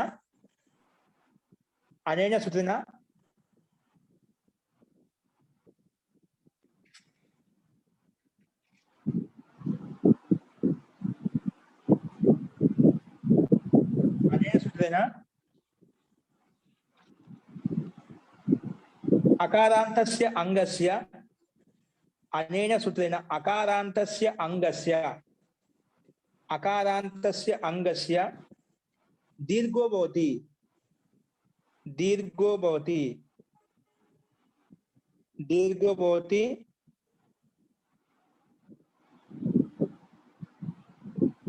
సుపి పరతః దీర్ఘో భవతి సుపి చ పరతః సుపి అంటే సు ప్రత్యయం పక్కన ఉంటే ఏమవుతుంది, దీర్ఘం అవుతుందంట. అనే అకార ఇప్పుడు చూడండి, అదభ్యాంలో యయాదౌ సుపిచ పరత. యయాది అంటే ఏ ప్రత్యాహారంలో ఉన్నటువంటి వర్ణం పక్కన ఆదిలో ఉంటేనా, అది సుపై ఉంటేనే దాని పక్కలో ఏమొస్తుంది, అది సుపి ప్రత్యయం పక్కన ఉంటేనే అకారాంత అంగానికి దీర్ఘం వస్తుంది అన్నమాట. ఇక్కడ సుప్పు ఉంది కదా, ఇది భ్యామ సుప్రత్యయాలు వస్తుంది కదా, కాబట్టి సుప్రత్యయం పక్కన ఉంది. కాబట్టి అకారాంత అంగానికి అదలో ఉండే దకారం ఉండే అకారం అని, దకారంలో ఉండే అకారం అకారం అది అంతిమంలో ఉంది. అంటే అకారాంత అంగానికి భ్యాం సుప్రత్యయం పక్కన ఉంటేనే దీర్ఘం అవుతుంది చెప్పింది. ఓకేనా? అందుకే రాసదా అకారాంత అంగస్ దీర్ఘోభవతి యయాదో సుపిచ పరతః. యదాది సుప్రత్యయం పక్కన ఉంటేనా అకారాంత అంగానికి దీర్ఘం వస్తుంది. యయాదో సుపిచ పరతః, యయాదో సుపిచ పరతః. ఓకే, సో ఈ సూత్రం ప్రకారంగా మనకి దీర్ఘం అయిపోయింది, అందుకే రాసుకోండి. అదాభ్యాం అయిపోయింది కదా, ఇప్పుడు దీనికి దీర్ఘం చేస్తే అదాభ్యాం అయిపోయింది. అయిపోయింది అదా, దకారంలో ఉండే అకారం దీర్ఘం చేస్తే అదా అయిపోయింది. అదాభ్యాం, అదాభ్యాం, అదాభ్యాం. ఇప్పుడు రాయండి అదసో చేర్దాదు దోమహ. అదసో ఇక్కడ ఏంది మనకి ఇది వచ్చిందన్నమాట, వచ్చింది అదా దీర్ఘం అయిపోయింది. అదా అనేది దాగం అయిపోయింది, అదాభ్యాం అయిపోయింది. అయిపోయింది అదాభ్యాం అయిపోయింది. ఇప్పుడు అదసో చేర్దాదు దోమహ రాయండి. మనం చెప్పుకున్నదా, ఇది వచ్చేసి దాత్ ఉత్తరస్య వర్ణస్య. ఇప్పుడు దకారానికి ఉత్తరంగా ఏ వర్ణం ఉందండి, అప్పుడు హ్రస్వ వర్ణం ఉందంటే హ్రస్వ ఆకార స్థానంలో హ్రస్వ ఊకారం తీసుకొచ్చాం. ఇక్కడ ఏముంది, ఇప్పుడు దకారానికి ఉత్తరంగా దీర్ఘవర్ణం ఉంది. దీర్ఘవర్ణ స్థానం ఏమొస్తుంది, ఉవర్ణ ఆదేశం వస్తుంది. ఇప్పుడు దీర్ఘవర్ణ స్థానంలో దీర్ఘమే ఉవర్ణం వస్తుంది. అంటే దీర్ఘ ఆకార స్థానంలో దీర్ఘమే ఊకార ఆదేశంగా వస్తుంది, దీర్ఘ ఊకారం వస్తుంది అన్నమాట. కాబట్టి ఊ అయిపోతుంది, ఏమవుతుంది ఊ అయిపోతుంది. దాలో ఉండే ఆకారం దీర్ఘం కాబట్టి దీర్ఘ ఆకార స్థానంలో దీర్ఘ ఊకారం వస్తుంది. దీర్ఘ ఊకారం వస్తుంది ఎవరు చెప్పారు, స్థానేంతరతమః అని సూత్రం చెప్పింది అన్నమాట. అందుకే అదభ్యానికి ఎదురుగా అదసో సేర్దాదు దోమః, దాని కిందనే స్థానేంతరతమః, అది కూడా అండి స్థానేంతరతమః. ఇది వచ్చి చెప్పిందన్నమాట, దీర్ఘ ఆకార స్థానంలో దీర్ఘ ఊకారం వస్తుంది. అప్పుడు ఏమవుతుంది, ఇక్కడ చూడండి హలంతము దీర్ఘ ఉకార స్థానంలో దీర్ఘ ఊకారం వస్తుందన్నమాట. వస్తుంది దీర్ఘ ఊకారం వస్తుంది. ఊ మళ్ళీ బ్యామ్ ఎలా ఉందో ఏం చేయలేము, బ్యామ్ ఎలాగుందో అలా ఉంది. ఇప్పుడు దకార హలంతం కాబట్టి మనం ఊ కలిపేసి అదు అయిపోయింది. అదు అయిపోయింది, సారీ ఇది రెండు పని చేస్తుంది. అదసో సేర్ దాదు దోమ ఏం చేస్తుంది, దకారానికి పక్కలో ఉండే వర్ణానికి దీర్ఘం చేస్తుంది. దీర్ఘ వర్ణ స్థానంలో ఉవర్ణం చేస్తుంది అంటుంది. ఉవర్ణం అంటే దీర్ఘ ఆకార స్థానంలో దీర్ఘ ఊకారం వస్తున్నమాట. అందుకే ఊకారం అయిపోయింది. ఆ ముందుండే దకారం కూడా మకారం అయిపోయింది, ముందుండే దకారం కూడా మకారం అయిపోయింది. అందుకే అము అయిపోయింది. ఏమైపోయింది, అమ్ము పక్కన ఊ కలిపితే అమూ అయిపోయింది. అము ఏమైపోయిందండి, అము అయిపోయింది అన్నమాట. అము పక్కన భ్యాం, ఏంటి పక్కన భ్యాం మనకు వచ్చేసిందా, అమోభ్యాం. ఏంటండి అమోభ్యాం కలిపితే ఏమండి, అమోభ్యాం ఇతి రూపం సిద్ధ్యతి, అమోభ్యాం ఇతి రూపం సిద్ధ్యతి.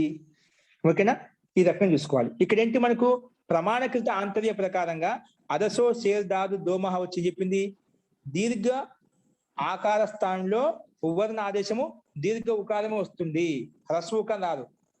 ఇది చెప్పేది ప్రమాణకృత ఆంతర్య ప్రకారంగా దీర్ఘానికి 2 మాత్రల కాలం. కానీ 2 మాత్రల కాల వర్ణం ఏదైతే ఉందో అదే ఆ 2 మాత్రల కాలాన్ని అర్థాన్ని 2 మాత్రల కాల ఉపయోగించే వర్ణం ఏదైతే ఉందో అదే తెచ్చుకో అని చెప్పింది ఈ సూత్రం. స్థానియంతరతమః ఎలాగా ప్రమాణకృత ఆంతర్య ప్రకారంగా ఇది 2 మాత్రల కాలము, 2 మాత్రల కాల అర్థాన్ని ఇచ్చేటువంటి దీర్ఘం ఏదైతే ఉందో ఆ వర్ణం తెచ్చుకోవాలి. కాబట్టి ఊ 1 మాత్రల కాలము, 2 మాత్రల కాలము ఊ, కాబట్టి ఊ తెచ్చుకున్నాం. అందుకే అదూ అయిపోయింది. దకారం కూడా మకారం అయిపోయేసరికి అమూ అయిపోయింది అన్నమాట. అము పక్కన బ్యాంగ్ అయితే అమూభ్యాం.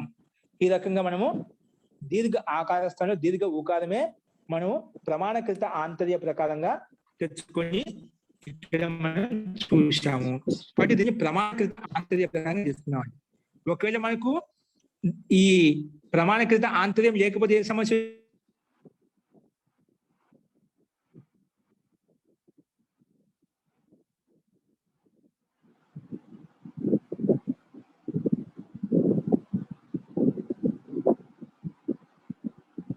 కారస్థానం అంటే ప్లుతం తెచ్చుకో అని చెప్పి మనకు ఈ సూత్రం స్థానకృత ఆంతర్య ప్రకారంగా ప్రమాణకృత ఆంతర్య ప్రకారంగా ఉంది కాబట్టి మనం సహజంగా చేసుకోగలిగాము. లేకపోతే ఇది ఒక సందేహంగా ఉండిపోయేది. కాబట్టి ఇవన్నీ ముందే మహర్షి పాణిని ఆలోచించి ఎటువంటి సందేహం లేకుండా మనం చేసిన ప్రతి పనిలో ఎటువంటి సందేహానికి లోను కాకూడదు, ఎటువంటి పూర్వపక్షి కూడా అవకాశం ఇవ్వకూడదు.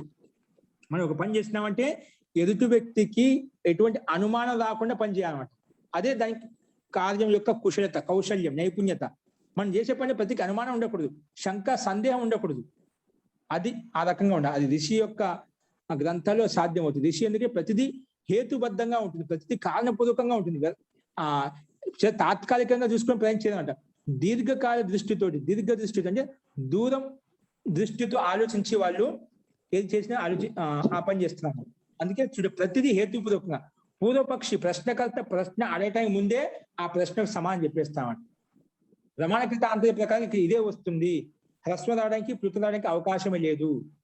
అది స్థానికృత ఆంతర్య ప్రకారంగా మనం అర్థం చేసుకోవాలి. కాబట్టి అము భ్యాం అనే రూపం మనకు సిద్ధిస్తుంది. ఈ రకంగా స్థానకృత ఆంతర్య ప్రకారం స్థాన్యంతృత సూత్రంలో స్థానికృతము, అర్థకృతము, గుణకృతము, ప్రమాణకృత ఆంతర్యంలో 4 ఆంతర్య ప్రకారంగా సమానత, సాదృశ్యం చూసుకుంటామో అవి ఈ రూపాల్లో మనం చూసాము. ఇప్పుడు ఇందులో ఒక సందేహం ఉంది, చెప్పండి. ఒక సందేహం ఉందండి? ఈ రకంగా ప్రమాణకృత ఆంతర్య ప్రకారంగా మనము అముద్యంలో ఉండే రూపాలు చూసాము. జీ, స్థానకృత, అర్థకృత, గుణకృత, ప్రమాణకృత అంటే వాటి అర్థం గురించి చెప్పండి. స్థానం అంటే మనము మొట్టగా దదీదం, భానుదయ, స్థానికృత ఇంకో ఉదాహరణ చెప్పుకున్నామండి. చెప్పుకున్నామా? దదీదం, దదీదం. ఇక్కడ ఇకార స్థానం ఏంటి? ఇచు యశా స్థాలవ్య తాలు స్థానం. పక్కన దదిలో ఉండే ఇకారము తాలు స్థానమే. ఇదంలో ఉండే ఇకారం కూడా మొట్టమొదటి అక్షరం ఈ కూడా అది తాలు స్థానమే. స్థానం కలిసేయమంట. అందుకే స్థానం కలిసాం కాబట్టి రెండు ఇది కూడా తాలు స్థానమే, ఇది కూడా తాలు స్థానమే. అందుకే తాలు స్థానం సమానంగా ఉన్నాయి కాబట్టి స్థానికృత ఆంతర్య ప్రకారం దీర్ఘం అయిపోయింది. అకహ సవర్ణే దీర్ఘ ప్రకారంగా దీర్ఘం చేసేసామంట. ఇక్కడ స్థానం చూసాం అంటే ఉచ్చారణ స్థానం. ఇది తాలు స్థానంతో మన దిహ్వ లోపల తాలు అంటే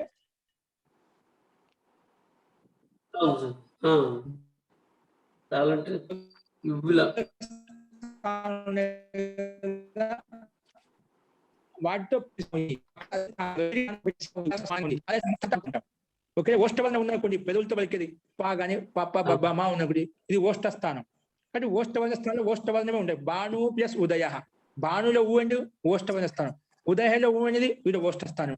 రెండు స్థానం సమానంగా ఉందా?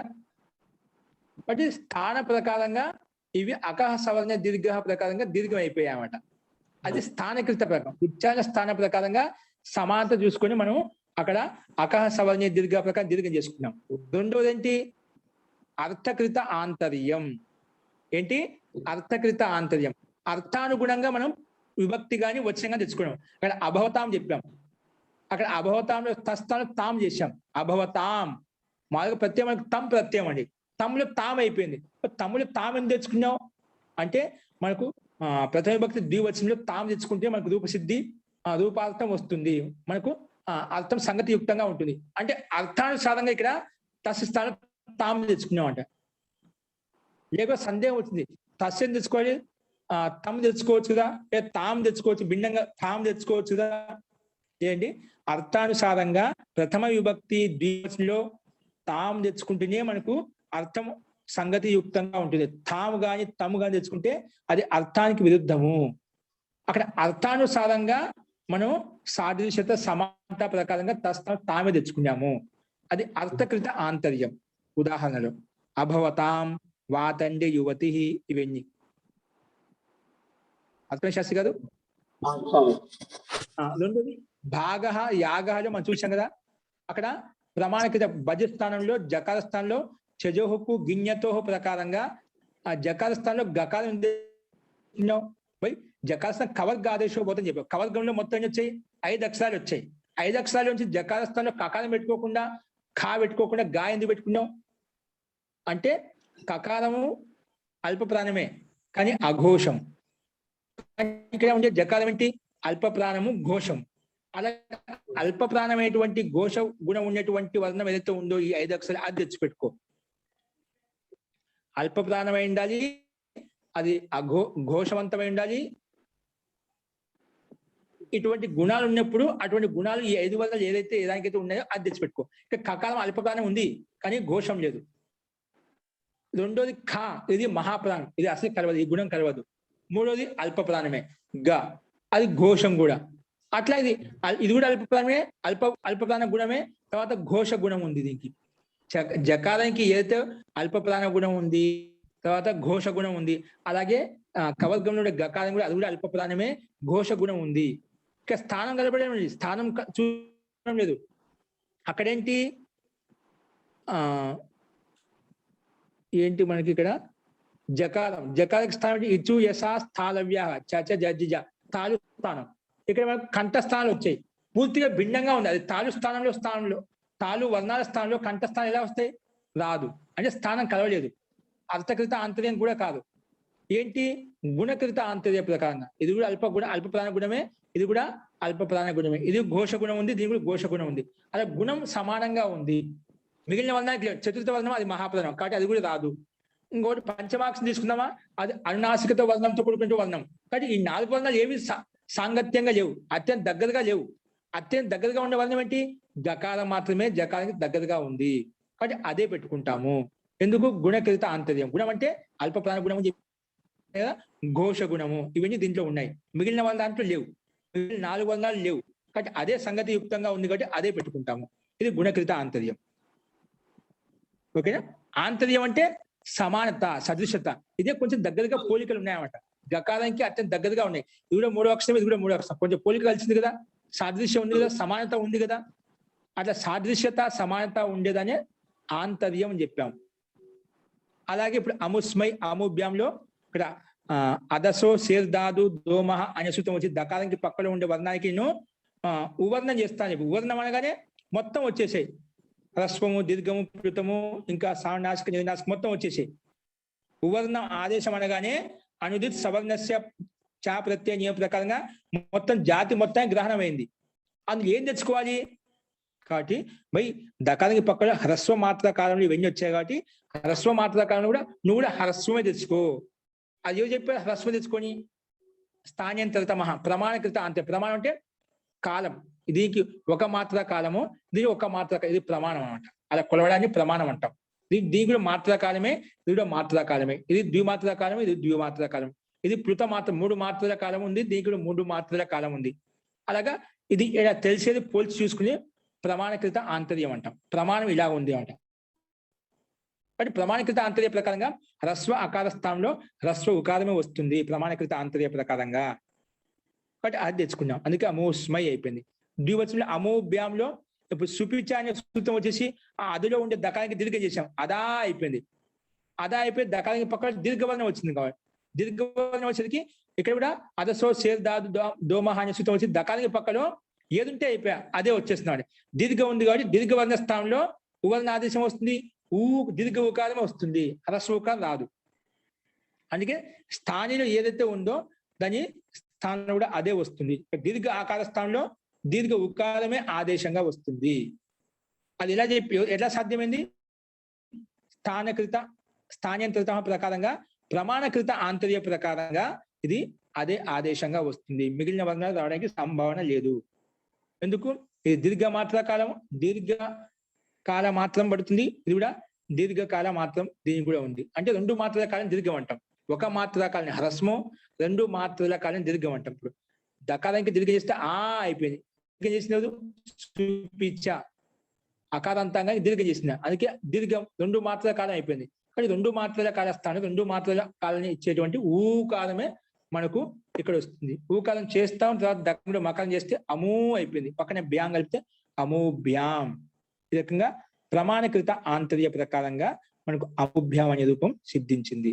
ఈ రకంగా స్థానము సాదృశ్యత చూసుకోవాలి, సమానత చూసుకోవాలి, లేదా అర్థకృతంగా సమానత చూసుకోవాలి, లేదా గుణకృతంగా సమానత ఉందో లేదో చూసుకోవాలి, లేదంటే ఇది లాస్ట్ ప్రమాణకృత ఆంతర్య ప్రకారం సమానంగా ఉందో లేదో చూసుకోవాలి. ఈ 4 రకాలు మనకు ఆంతర్యం చూడటానికి, అంటే అత్యంత సాదృశ్యత, అత్యంత సమానత ఏవైతే ఉన్నాయో వాటిని చూసి పెట్టుకోవడానికి ఈ 4 రకాల పద్ధతులు ఉన్నాయి. ఈ మొత్తం వ్యాకరణం అంతా కూడా మనకి వైదిక వాంగ్మయంలో ఈ పద్ధతి ప్రకారంగానే, ఈ 4 ప్రకార ఆంతర్య ప్రకారంగానే మనం సమానత చూస్తాము. ప్రమాణం ఉంటుంది, లేదంటే అర్థకృతంలో ఉంటుంది, లేదా గుణకృతంలో ఉంటుంది, లేదా స్థానకృతంలో ఉంటుంది. ఈ 4 ఏదో ఒక దాంట్లో ఉంటుంది ఖచ్చితంగా సాదృశ్యత అనేది. ఆ రకంగా సాదృశ్యత చూసి ఆ వర్ణం పెట్టుకోవడం వల్ల మనకి ఎటువంటి ఇబ్బంది కలగదు. అందుకే అముస్మై, అముభ్యాం అని 2 రూపాలు మనకు సిద్ధించాయి. ఈ రకంగా స్థానేంతరతమ అనే రూపం కూడా సూత్రం కూడా పూర్తవుతుంది. అందులో ఉదాహరణలు కూడా ఎక్కడ ఏ సందర్భంలో వినియోగించబడ్డాయని కూడా మనం చూసాము. ఫస్ట్ ఈ రకంగా ఇంతటితో ఈ సూత్రం పూర్తిగా కంప్లీట్ అవుతుంది ఉదాహరణ సహితంతో. నెక్స్ట్ ఉదన్ రపరహ అనే సూత్రం ఉంది, 50వ సూత్రం. ఇది కూడా అతి ముఖ్యమైనది, చాలాసార్లు వచ్చింది. ఇక్కడ మనం ఉదాహరణ పూర్వకంగా మళ్ళీ చూస్తే రేపు ఇంకా స్పష్టమవుతుంది. ఇంకేమైనా సందేహం ఉంటే చెప్పండి. ప్రభాకర్ శాస్త్రి గారు, మీకు అర్థమైందండి? మహోదయ, ధన్యవాదాలు.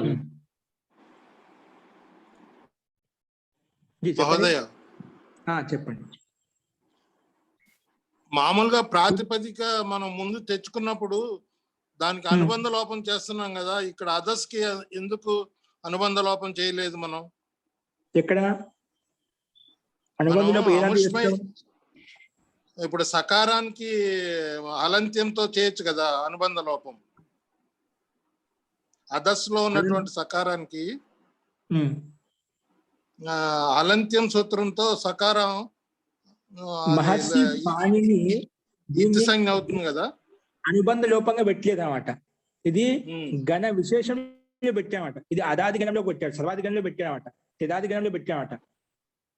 దీన్ని అనుబంధ లోపంగా పెట్టలేదు. దీన్ని వీటిని అలాగే ఉపయోగించుకోవాలి, అదర్స్ని ఉపయోగించుకోవాలి అని చెప్పాడు. అది మాకు ఎలా తెలుస్తుందండి? మేము ఇప్పుడిప్పుడే రూపసిద్ధులు నేర్చుకుంటున్నాం కాబట్టి ఇక్కడ సకారానికి అలంత్యం సూత్రం పనిచేయదు, ఇది ఇత్తు సంజ్ఞ కాదు అనేది మాకు.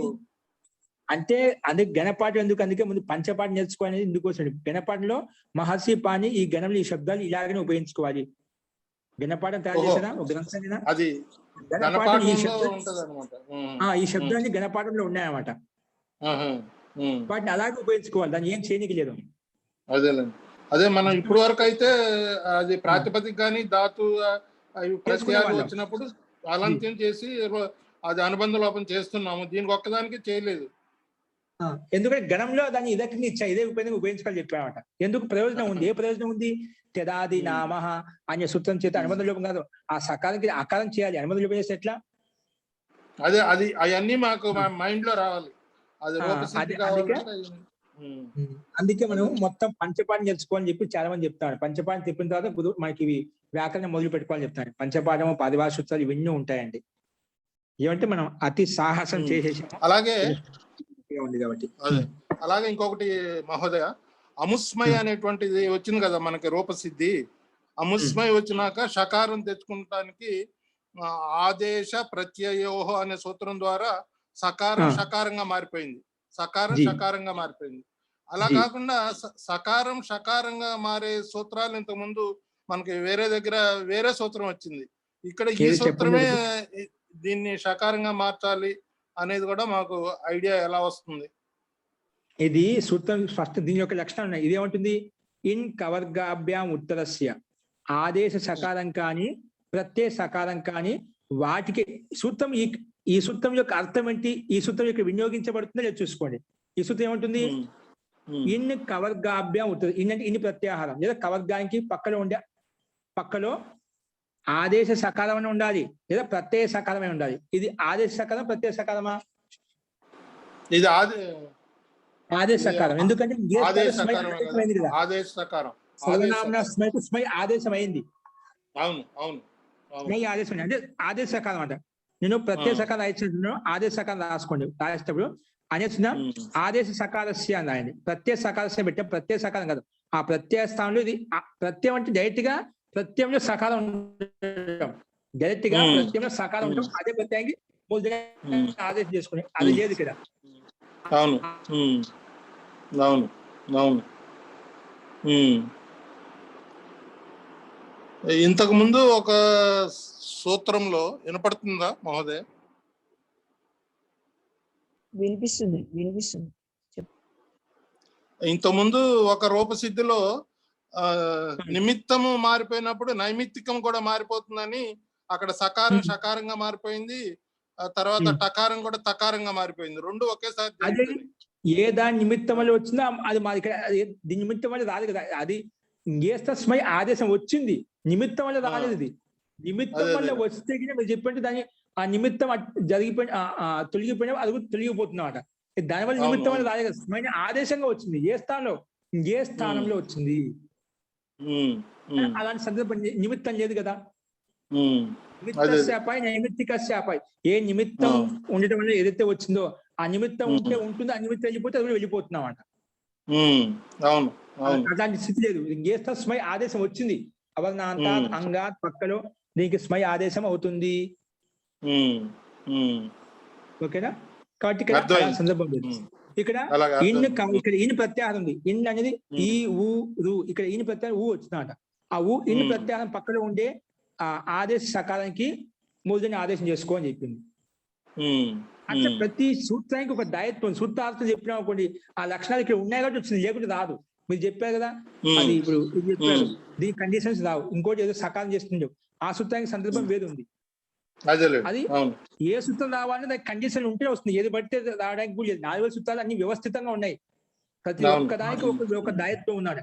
ఆ కండిషన్స్ ఉన్నాయా, ఉంటే వస్తాను. దానికి ఏ ఒక్క సూత్రం మార్పు చేస్తే దానికి లేదు, అన్ని కండిషన్స్ ఉన్నాయన్నమాట. ఇక్కడ అన్ని ఉన్నాయి కాబట్టి ఇది సూత్రం వచ్చినమాట. పూర్వవర్ణం ఇన్ను ప్రత్యాహార వర్ణం అయి ఉండాలి మాసే, అది ఉందండి సూత్రంలో. ఇన్ని ప్రత్యాహారం అంటే ఈ ఊ అంటే అది కండిషన్ ఉందన్నమాట. అందుకే ఇన్ని ప్రతి ఎన్ని వర్ణాలు వస్తాయి, 2 వర్ణాలు వస్తాయి. ఈ ఉన్ ఈ ఉండ్లో ఇన్ రెండే కదా ఉన్నాయి. ఈ ఊ 2 వర్ణాలు, ఇక్కడ ఈ గాని ఊ గాని ఉంటాయి. ఊ ఉంది కదా.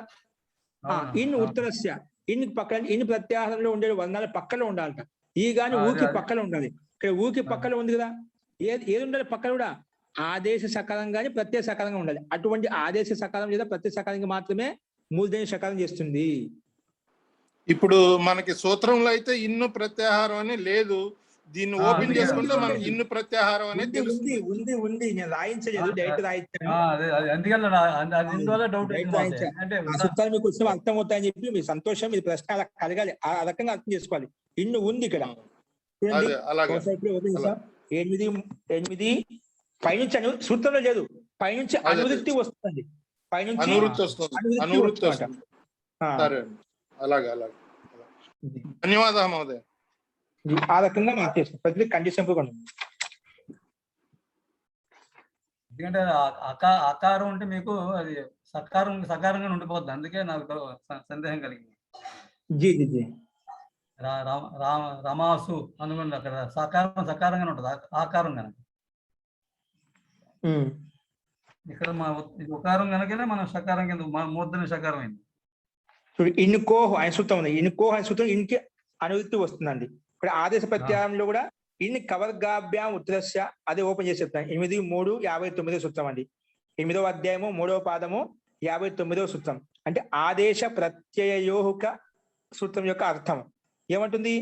ఇన్ కవర్గాభ్యాం ఉత్తరస్య ఆదేశో యో సకార, ఆదేశంలో ఏదో ఆదేశ సకాలం కానీ లేదా ప్రత్యయస్య చ యః సకారః, లేదా ప్రత్యయం యొక్క సకాలం కానీ తస్య మూర్ధన్య ఆదేశో భవతి, దానికి మూర్ధన్య ఆదేశం అవుతుంది. సూత్రంలో స్పష్టంగా ఇచ్చాయండి.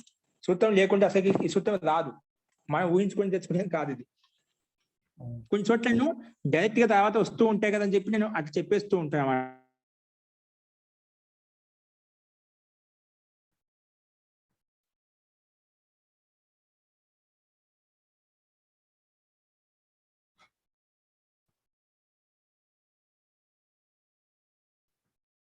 రకంగా మనం చూసుకోవాలి.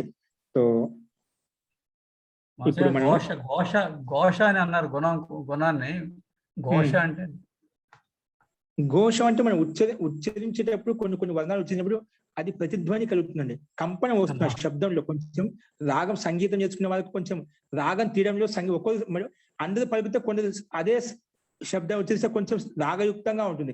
అదే మనం ఉచ్చరించాము కదా ఏదో కొంచెం అబద్ధంగా ఉంటుంది, అసంబద్ధంగా ఉంటుంది అన్నమాట. కొంచెం కంఠంలో అది సంగీతం బాగా వచ్చిన వాళ్ళు, కంఠం బాగుండే వాళ్ళు వాళ్ళకి తెలుస్తున్నమాట. అంటే గుంజాపన అంటే గుంజాపడే ఆ ధ్వనిలో కొంచెం మార్పు వస్తున్నాడు. రాగము, తాళము లయబద్ధంగా రావడము, అదే దానికి ఘోషం అంటాం. అది ఈ గకారానికి ఉంది, జకారానికి ఉంది అన్నమాట ఆ లయబద్ధత అనేది. అన్ని వర్ణాలకు అన్ని లయలు రావు. ఇప్పుడు సంగీతంలో ఒక్కొక్క దాన్ని ఒకటి మనం టచ్ చేస్తే ఒక్కొక్క సౌండ్ వస్తుంది, ఒక్కొక్క ధ్వని వస్తుంది అన్నమాట. అన్ని ఎందుకు రావు? అలాగే మనం ఉచ్చరించే ప్రతి వర్ణంలో కూడా ఒక్కొక్క వర్ణానికి ఒక సౌండ్ ఉంది అన్నమాట. అందుకే సంగీతంలో ప్రతి ఒక్కరు రాగయుక్తంగా పలుకుతుంటారు. జీ ఇప్పుడు మీరు చెప్పాక అర్థమైంది ఘోష అంటే ఏంటంటే. జీ జీ అది ధ్వని యొక్క ఒక లయబద్ధమైనటువంటి స్వరం, ఒక లక్షణం గుణం. జీ ఒక లక్షణం అది. వస్తున్నది. అస్తు అండి. ఈ రకంగా మనం స్థాన్యంతరతమాలు ఉండేటువంటి సూత్రాలు మొత్తం చూసాం. రేపు నెక్స్ట్ సూత్రం చూద్దామండి. అస్తు. మంత్రపాఠ. ఓం సర్వే భవంతు సుఖినః, సర్వే సంతు నిరామయాః, సర్వే భద్రాణి పశ్యంతు, మా కశ్చిద్ దుఃఖభాగ్ భవేత్. ఓం శాంతి శాంతి శాంతి.